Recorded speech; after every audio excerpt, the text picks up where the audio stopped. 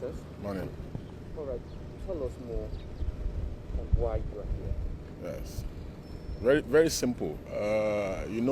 There was a lot of fainting at the National Assembly over funds that were stolen at the NDDC. Especially the most painful part of this issue is that these funds were stolen when Nigerians were under lockdown. When Nigerians were passing through hell, and when they were lying that they had shared palliative and Nigerians were crying, then these guys were still stealing. They stole 81 billion at the NDDC. And the man still had the guts and the effrontery to come and embarrass the country by fainting in a chair. I've never had a scene where somebody fainted in a chair. I thought people usually faint when they are standing, and it's very sad that this has happened. And it's like, it was looking like they were going to get away with it. That was why we wrote the petition to the commission. And the commission invited us to come and shed more light, which we have just done. We've adopted the petition. And again, we have also provided the commission with some evidence, because we were able to get some of the reports, of the looting at the NDDC. And we have pointed the commission in the right direction. We are very happy with the reaction we got from the commission. And they have shown on this particular issue, and we are hoping and praying that they don't sweep the issue under the carpet. But one thing we told them is that they didn't need us to swing into action. This is obvious. It's a big embarrassment on the country, and whether anybody likes it or not, this is going to affect the anti-corruption index of the country. So these are the key issues, that it's unthinkable that people were stealing money during lockdown when Nigerians were passing through hell. So, and my wonderful brother Sowore has shown up here to show solidarity with us, and I believe that he will speak to the issue. So that's the reason why we are here. So what is the way forward, looking at the world today?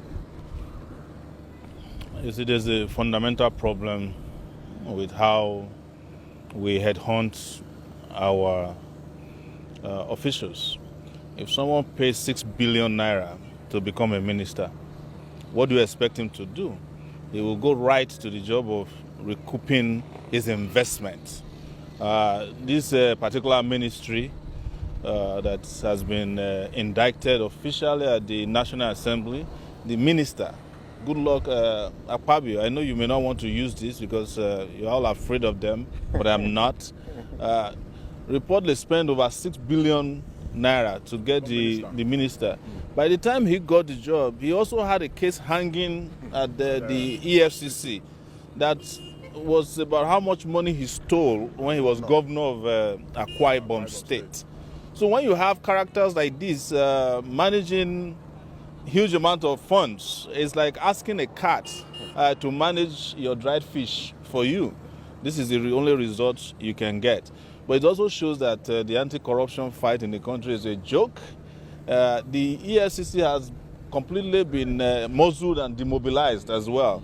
That is why they need somebody to bring a petition to investigate the public sector corruption that has already been investigated by the National Assembly and has also indicted a lot of the National Assembly people. This is the reason why I have always said that Nigerian nation doesn't need the bicameral legislative system, because it's just a bunch of thieves who are contractors. In the name of oversight, all they do there is contracting.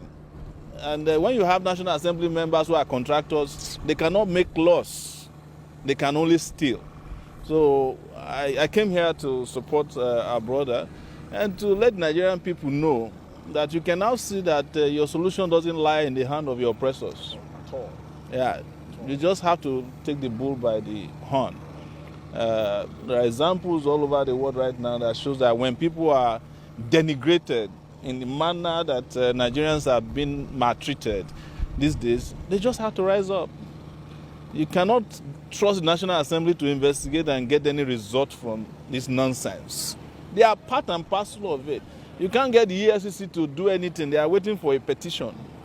When in fact there's an NFIU that ought to have tracked the financial transactions, flagged it, and picked up the people involved before now. By now, we should be talking about prosecution, not petition. But again, this is a conversation between, for me and the Nigerian people, because apparently we don't have a government. Not anymore. Thank you. You know, it's instructive to say that in some of the documents we submitted to the EFCC, I believe he was there and several other people were there. You know, they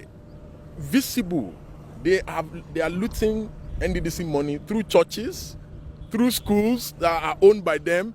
Even the officials were alarmed by the volume of theft that is going on in this country. You understand? And you saw what they were saying. It's just sad what's going on in this country. It's sad. But just like what Sowore said, did anybody need to bring any petition here? For God's sake. So come on. The EFCC is statutory under obligation to investigate this kind of things. Yes, but like you have said, they've crippled our agencies. You know, and our agencies now look so helpless and powerless. Thank you.